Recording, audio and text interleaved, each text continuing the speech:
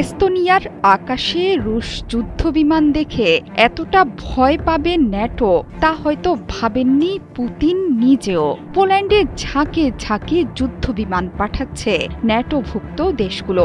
Ukraine সীমান্তবর্তী দেশটির আকাশে টহল দিচ্ছে ফ্রান্স যুক্তরাজ্যের যুদ্ধবিমান। মাটিতে চলছে দুর্ধর্ষ মহড়া।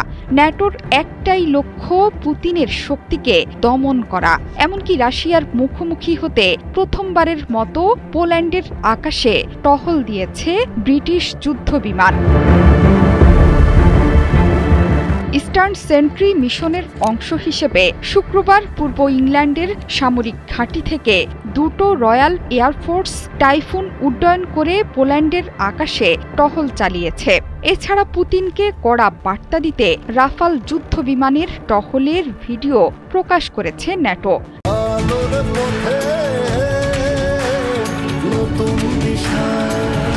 রাফালের সাথে টহল জোরদার করেছে পোলিশ সহ মিত্র দেশের যুদ্ধবিমান। ইউক্রেনের পশ্চিমাঞ্চলে রুশ বিমান হামলার পর পোল্যান্ডের সীমান্তে নিরাপত্তা জোরদার করেছে ন্যাটো সদস্যভুক্ত দেশগুলো। পোল্যান্ডে ব্রিটিশ যুদ্ধবিমান টহলের মিশন নিয়ে বার্তা দিয়েছেন ব্রিটিশ প্রতিরক্ষা মন্ত্রী জন হিলি। তার মতে এই মিশন স্পষ্ট বার্তা দেয় যে ন্যাটোর আকাশসীমা সুরক্ষিত থাকবে। সাম্প্রতিক কর্মকাণ্ডে ন্যাটোর আকাশসীমায় সবচেয়ে বড় অনুপ্রবেশ বলেও উল্লেখ করেছেন এই মন্ত্রী। ন্যাটো জানিয়েছে বর্তমানে ডেনমার্কের দুটো F-16 যুদ্ধবিমান, একটি ফ্রিগেট, ফ্রান্সের 3টি রাফাল যুদ্ধবিমান এবং জার্মানির 4টি ইউরোফাইটার জেট অংশ নিয়েছে এই মিশনে।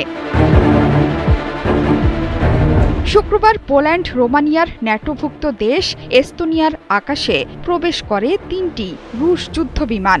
এগুলো বীর দর্পে ফিনল্যান্ড উপসাগরের ওপর টানা 12 মিনিট শত্রু দেশের আকাশে অবস্থান করেছিল।